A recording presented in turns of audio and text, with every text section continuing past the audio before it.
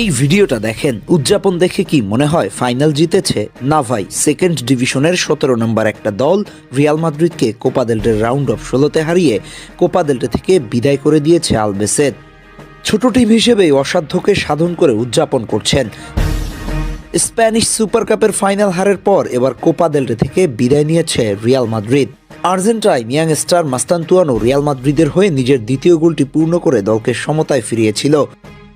এই দিন প্রথম একাদশের সুযোগ পেয়ে প্রথমার্ধের 45 পরবর্তী অতিরিক্ত 48 মিনিটে গোলকিপারের হাত থেকে বেরিয়ে আসা বলে দ্রুত পা ছুঁয়ে মাদ্রিদকে সমতায় ফিরিয়েছে।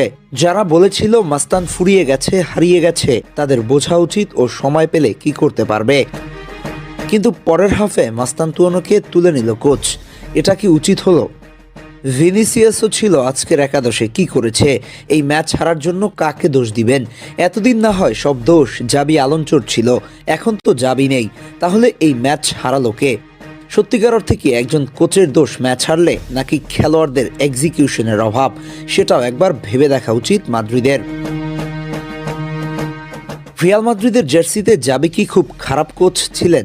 সে তো চলে গেছে, তারপরও কেন এরকম ছোট দলের সঙ্গে হারতে হলো মাদ্রিদকে? এই প্রশ্নের জবাব কি কেউ দিতে পারবেন?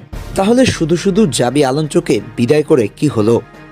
ভিনিসিয়াস জুনিয়র একদিন পারফর্ম করলে 3 দিন ফ্লপ, কোনো রকমের ধারাবাহিকতা নেই। টানা 19 ম্যাচ গোল খরায় ভোগার পরে 20 ম্যাচে গোল করলো স্প্যানিশ সুপার কাপের ফাইনালে বার্সেলোনার বিপক্ষে। কিন্তু এমন একটা টিমের সাথে তার পরের ম্যাচেই ফ্লপ, ধারাবাহিকতা বলতে কোনো কিছুই নেই। অতএব একটা কথা প্রমাণিত হয়ে যায় যে রিয়াল মাদ্রিদের মূল সমস্যা আসলে কোচে না, বরং এক্সিকিউশনে। কোপা দেল রের আজকের ম্যাচে রীতিমতো অঘটনের সাক্ষী হলো ফুটবল বিশ্ব, যেখানে দ্বিতীয় সারির দল আলবেটেস 3-2 গোলে হারিয়ে দিয়েছে পরাক্রম